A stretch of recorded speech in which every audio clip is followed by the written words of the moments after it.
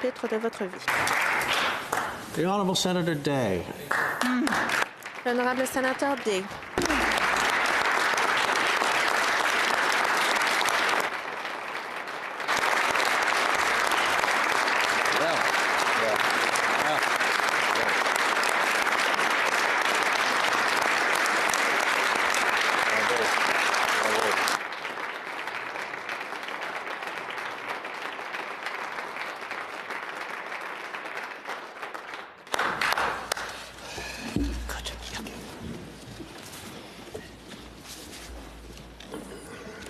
Here we go.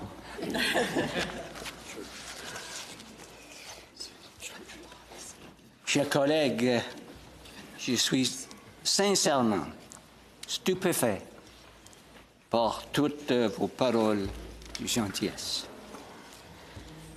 À l'occasion, de mon dernier jour à la Chambre, j'aimerais commencer mes mots aujourd'hui en me référant aux paroles de départ de deux anciens collègues de ma province d'origine, le Nouveau-Brunswick. Sénatrice Hermione Cohen et sénateur Luigi Robichaud. Senator, must be some fog in here or some... Il doit y avoir du brouillard ici ou un peu de poussière. That's what it is. Sorry. Senator... La sénatrice Hermione Cohen a représenté la même région du Nouveau-Brunswick que moi, Saint-Jean, Kennebec-Essis. Et en effet, je suis arrivée ici après sa retraite, occupant le siège qu'elle a laissé vacant. Quand elle s'est prononcée pour la dernière fois au Sénat, la sénatrice Cohen a dit « Je suis venue à penser du Sénat et à ceux qui y siègent des deux côtés comme étant une communauté unique au sein de ce grand pays. » Et elle avait raison. Le Sénat est une communauté unique. Nous avons tous un privilège unique d'en faire part. Et en tant que membre de cette communauté, nous avons une obligation.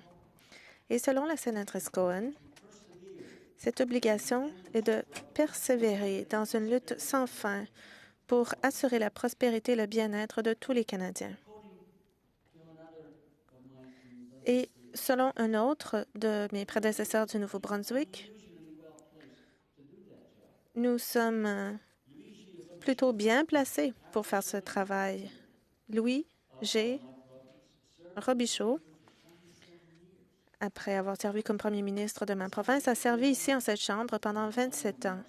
Alors que je préparais mon propre discours, je me suis demandé ce que ce politicien distingué et ce très bon ami avait à dire quand il s'est retiré du Sénat en octobre 2000, tout juste un an avant que je n'arrive ici. Le sénateur Robichaud, lors de son dernier jour, a décrit ce qui fait de notre Chambre un endroit spécial. Il a dit « Ceux qui appuient un Sénat élu font, selon moi, erreur. » Parce que si c'était le cas, les sénateurs deviendraient encore de plus fins politiciens qu'ils ne le sont déjà. Les sénateurs apportent un équilibre au Parlement puisqu'ils sont nommés sans être élus et sont nommés pour une période définie. Ils sont capables de réfléchir et n'ont pas peur d'exprimer leur opinion à tout moment. Ils ne sont pas aveuglés par des considérations purement politiques. Alors, une Chambre où les membres sont moins partisans et plus indépendants que la Chambre des communes est une caractéristique de longue date du Sénat. Ce n'est pas une caractéristique récente ou une récente découverte. Comme la sénatrice Cohen l'a dit, nous sommes une communauté unique, mais notre communauté est aussi petite. D'autres organes législatifs, compte des centaines de membres.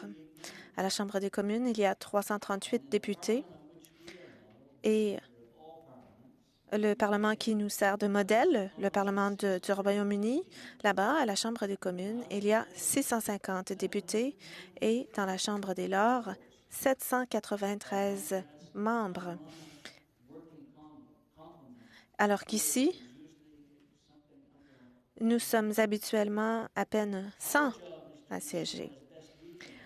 Notre travail, c'est de veiller du mieux que nous pouvons au bien-être et à la prospérité de nos quelques 37 millions de concitoyens. Il s'agit de toute une tâche pour un groupe aussi petit.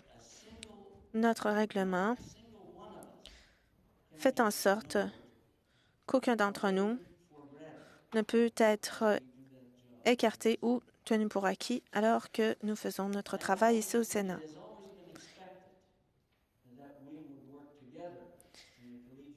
On s'attend toujours à pouvoir travailler ensemble de manière collégiale en mettant de côté nos différences partisanes et personnelles pour le bien commun. Avons-nous des différences d'opinion? Bien sûr. Il y a toujours eu des divergences d'opinion ici en cette Chambre à propos de ce qu'il y a de mieux pour les Canadiens. Et il y aura encore des divergences d'opinion, sans aucun doute. Et elles existent parce que quand nous arrivons ici en cette Chambre, nous arrivons avec notre expérience personnelle de vie. Pour ma part, j'ai étudié le génie, le droit, mais les années qui m'ont formée sont celles passées au Collège militaire de Saint-Jean et aussi au Collège militaire royal de Kingston. Au Sénat, j'ai pu tirer profit de cette expérience. Et lors de l'année où je suis arrivée, le Sénat a créé le Comité de la défense et de la sécurité nationale et a aussi créé le sous-comité des anciens combattants. J'ai eu l'honneur de siéger au sein de ces deux comités. J'ai eu aussi l'honneur de servir en tant que membre de l'Assemblée parlementaire de l'OTAN et j'ai servi comme vice-président au nom du Canada pendant un mandat. En tant que parlementaire, nous avons un devoir envers les gens de notre pays, mais aussi envers les gens à l'extérieur de nos frontières. Nous devons promouvoir la démocratie, promouvoir une action collective pour améliorer la sécurité personnelle et individuelle de tous et chacun, peu importe où ils vivent. Je suis arrivée au Sénat moins d'un mois après les horribles événements du 11 septembre 2001. Notre Chambre, grâce à une préétude, a grandement participé à la réaction législative qui est venue immédiatement ici au Canada après ce terrible événement. J'ai été fière de servir au sein de deux comités spéciaux pour établir des lois antiterroristes, notamment en 2004 et en 2012. L'Assemblée parlementaire de l'OTAN a joué un rôle important en ce qui concerne l'élaboration de la notion de menace terroriste grâce à des réunions organisées ici pour les parlementaires d'autres pays de l'OTAN. Et dans ces réunions, nous avons partagé les pratiques exemplaires pour aller de l'avant. Ici au Canada, nous ne vivons pas en vase clos. Nous vivons dans un pays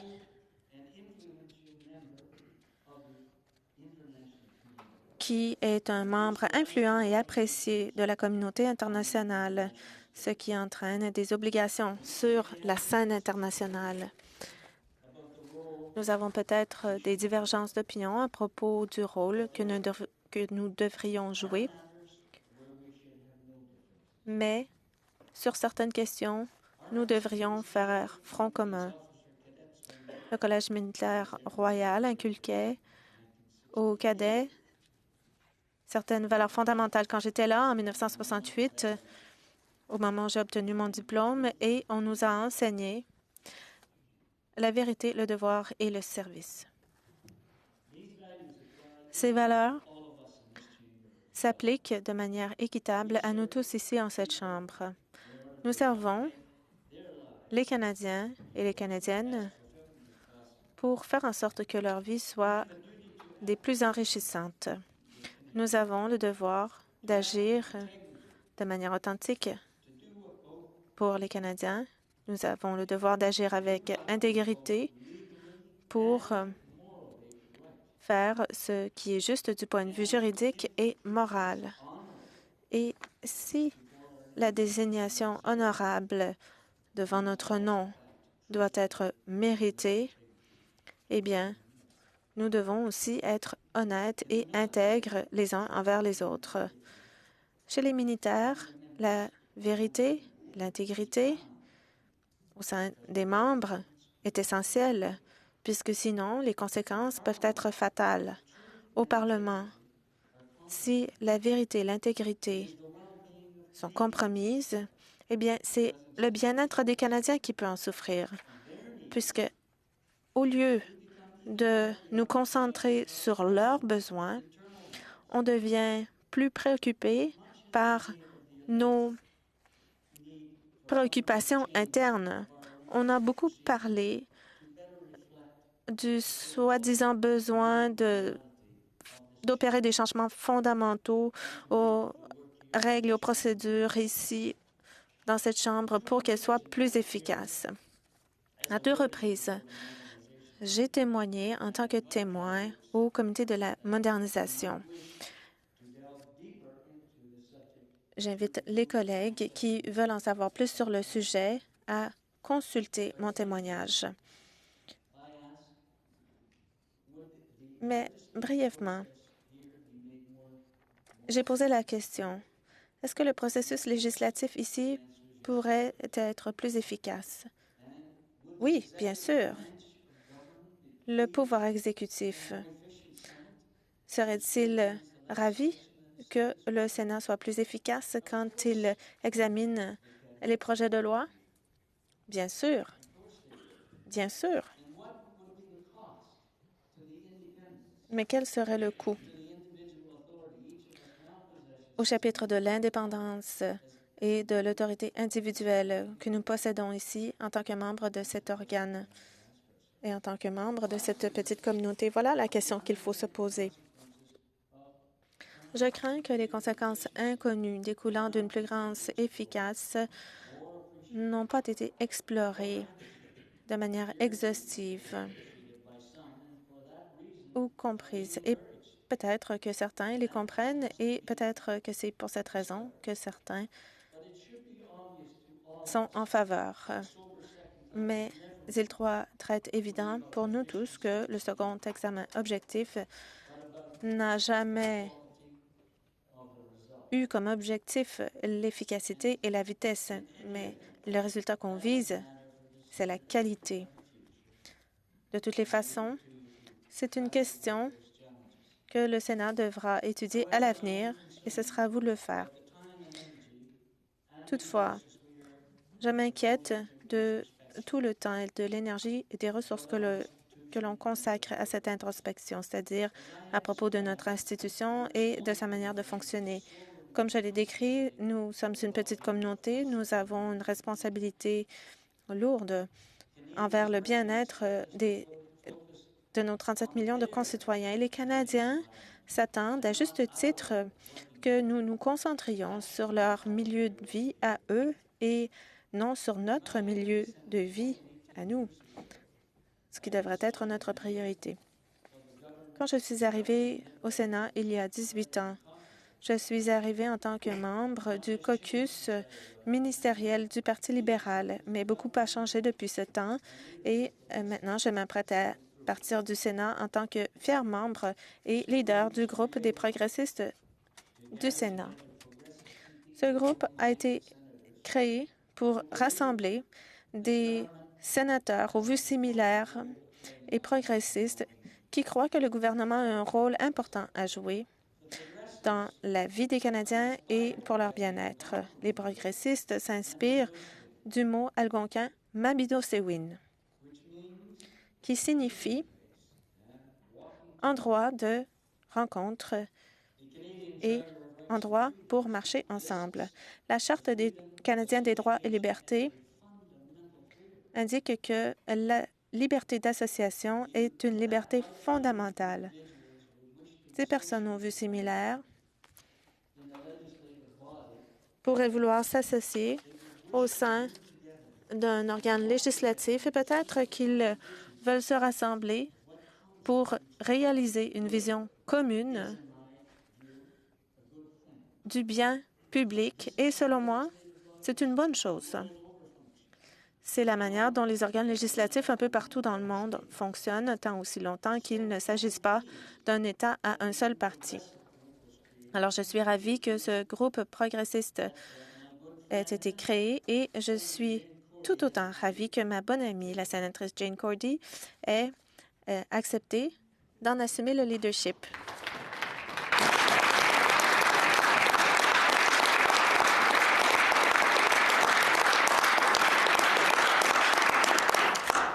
Senator Dennis Dawson.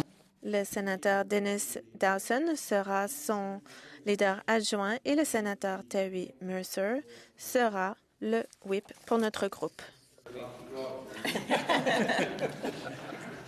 Je voudrais conclure aujourd'hui en remerciant d'abord le très honorable Jean Chrétien. I also thank colleagues on both sides of the chamber for your many years of camaraderie and friendship. J'aimerais également remercier les membres des deux côtés de cette Chambre pour leur camaraderie et leur amitié. Vous avez rendu ma vie ici, ces années ici intéressantes et parfois difficiles. J'aimerais également remercier le personnel qui m'a aidé avec professionnalisme et loyauté pendant ces nombreuses années.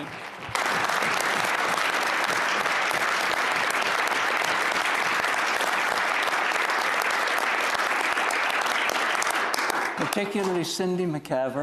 Surtout Cindy McCaver, qui m'a accompagnée. Merci beaucoup. And Len Kuchar.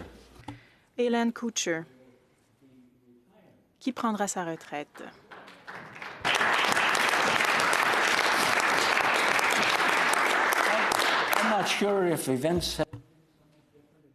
Je ne sais pas si les choses auraient été différentes s'il n'avait pas pris sa retraite, mais il prend sa retraite après 35 ans ici. Il a commencé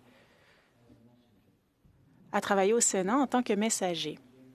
Il a travaillé avec McEachen et tous les leaders du caucus libéral pendant ces 35 années. Donc, si vous en avez la chance, bon, agissez rapidement parce qu'on ne sera pas là très longtemps, mais allez dans son bureau en haut. Vous verrez les photos des personnes pour lesquelles il a travaillé. Merci beaucoup, Ian.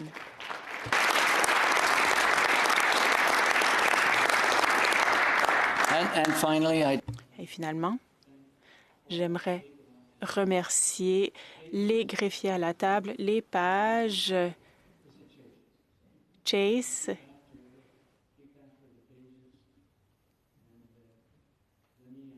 Denis. Vous avez une très bonne équipe avec vous. Et je suis certain que vous continuerez ce bon travail avec le président. Merci à tous.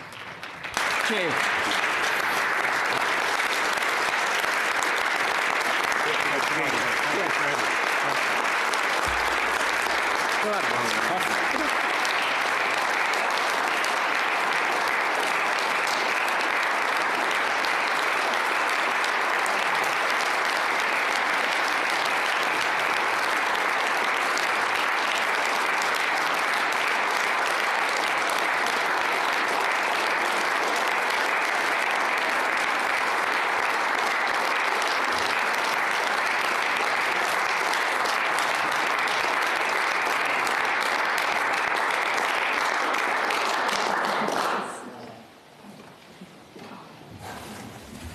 Déclaration de sénateur. Senator Statement, Senator Platt.